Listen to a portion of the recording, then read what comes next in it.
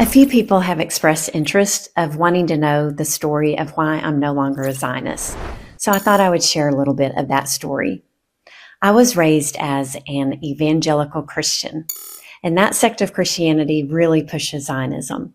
And then into my adulthood, I became a Zionist activist. I was a writer, a public speaker, was even on TV some, and held fundraisers.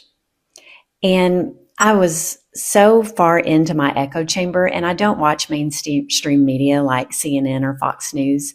So after October 7th happened, I didn't even realize what was happening to civilians in Gaza.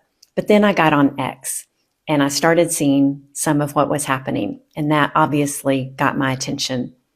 But what else got my attention is seeing that people who express the concern of what was happening, especially to children in Gaza, were immediately labeled anti-Semitic. So once I started seeing these things, I asked myself if I was willing to come out of my echo chamber and look at the history of Zionism. Because I was a Zionist without knowing the history of Zionism. I mean, go figure. So I love to do research, and that basically became my job all day for hours, was to research Zionism.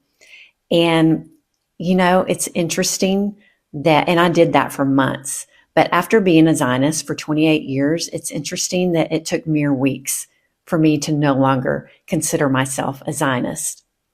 And all the research that I did, I ended up putting in this book that I released a few months ago called Zionism, the Root of the Arab-Israeli Conflict. And I'm just so grateful now that after using my voice to push Zionist propaganda for so long, I'm just so grateful now that I can use my voice to speak the truth about Zionism.